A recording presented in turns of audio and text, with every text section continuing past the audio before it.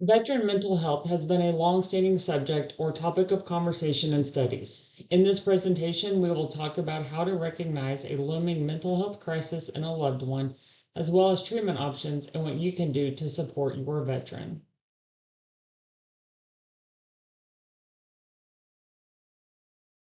The objective of this presentation is really just to inform family and friends of veterans who are returning from active duty or veterans who have been out of active duty for a while to the signs and symptoms of mental health issues, treatment options, and resources.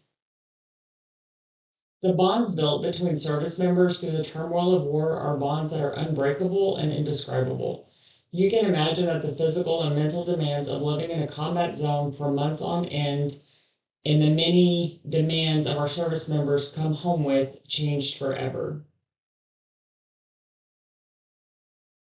Combining the strict structure of the military with the life-altering experiences in a combat zone or other hazardous area often results in service members discharging feeling lost, alone, isolated, and more.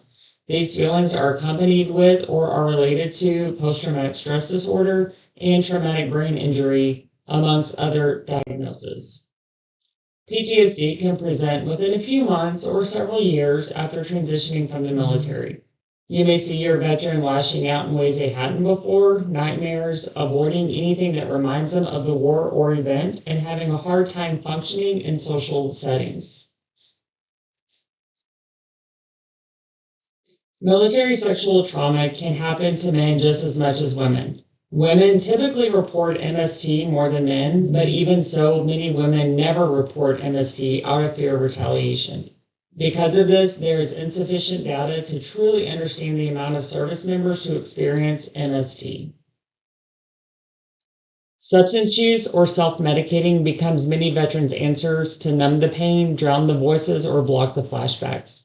According to the National Veterans Homeless Support Groups from 2001 to 2020, the frequency of mental health issues and substance use increased from 27% to 41.9%.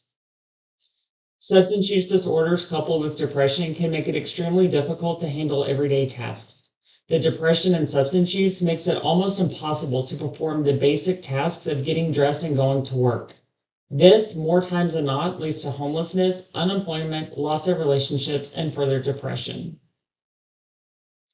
Everything we've talked about is a spiral of negative behavior that can, and too many times, leads to the veteran feeling the only way out is to kill themselves or hurt someone else. In 2021, the VA reports showed there were about 17 veteran suicides per day, 57% higher than the non-veteran adults. The Hannon Act, named after Navy SEAL Commander John Scott Hannon, who retired after a decorated 23-year career, died by suicide in 2018 at the age of 46.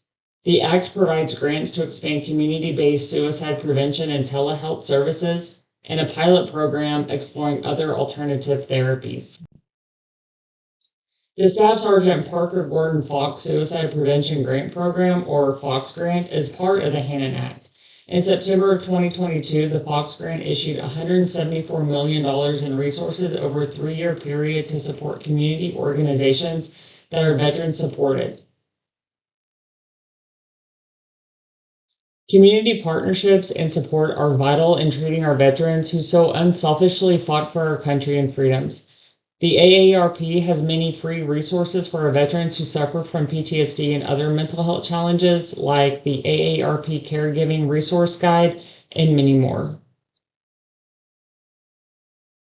About 200,000 service members transition to civilian life every year, with 41% of them needing mental health. The amount of service members needing mental health care is growing and will continue to grow, resulting in a higher demand for mental health services at the VA and in the community. From 2006 to 2019, the VA's budget for mental health grew from $2.4 to $8.9 billion, with a projection of a 32% increase over the next 10 years. As a nation, we must be more involved in understanding veteran mental health and work together to provide support and stop the stigma. Telehealth visits increased over 200% during the beginning 8 months of the pandemic. The VA has increased the amount of telehealth providers who provide care to our veterans who don't have transportation to the nearest VA or are not able to come into the VA for a variety of reasons. The Hannon Act has provided this. About 35% of American civilians know a veteran, and 13% know someone who is currently in the military. One major thing you can do to support our veterans is to reach out to them, talk to them, ask them how they're doing, ask them open-ended questions, build a friendship, and provide these resources to help them in their transition. Veteran Courts is a treatment court that serves veterans who have committed minor crimes with the goal of separating them from the standard legal system and provide treatment options and skills to help them reintegrate into society. The court allows for the reduction of needless imprisonment of our veterans. Transitional housing is another positive program that allows a veteran and their family to transition from military life to civilian life while living in a rent-free home. They do have to pay a monthly fee, but they receive that back at the completion of the program, which is about 2 to 3 years.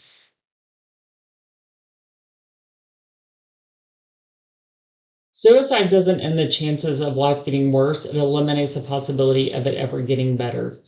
This is a quote from an unknown person. There are so many resources for our veterans, like the National Veterans Homeless Support, Veterans Crisis Line, Wounded Warrior Project, and vet centers across the country. The best way you can help is to tell them. Not all wounds are visible.